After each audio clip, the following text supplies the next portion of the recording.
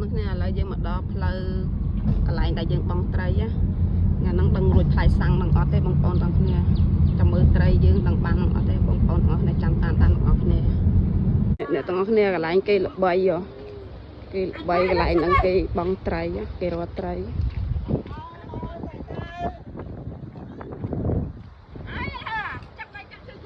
គ្មានរួចផ្លែសាំងទេ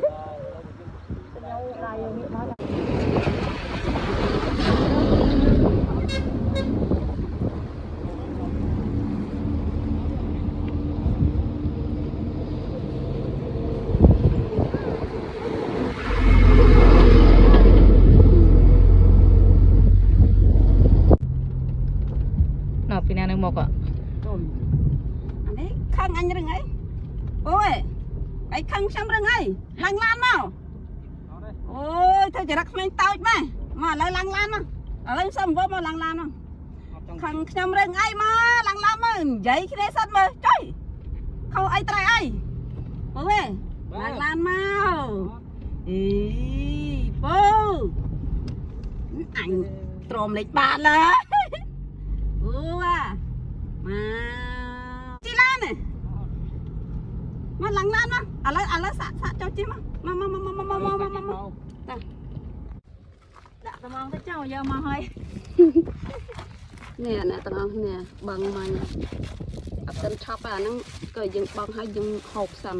ចានេះហើយដល់វគ្គជីនត្រីញ៉ាំបាយដាក់មកចប់អ្នកទាំងអស់គ្នា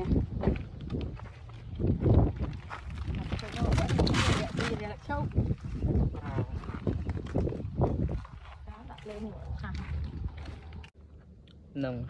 បានត្រីប៉ុណ្ណឹងតែនៅក្នុងធុងខ្នោះខ្វះសេចោលនៅក្នុងបំពង់ហូបសិននេះអ្នកធ្វើត្រី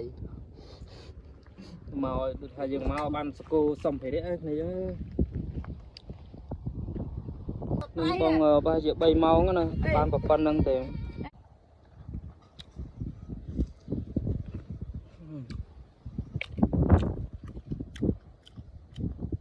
បង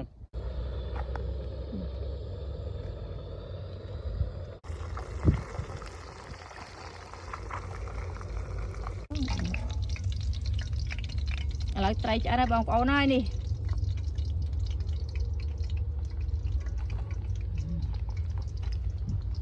ចិត្ត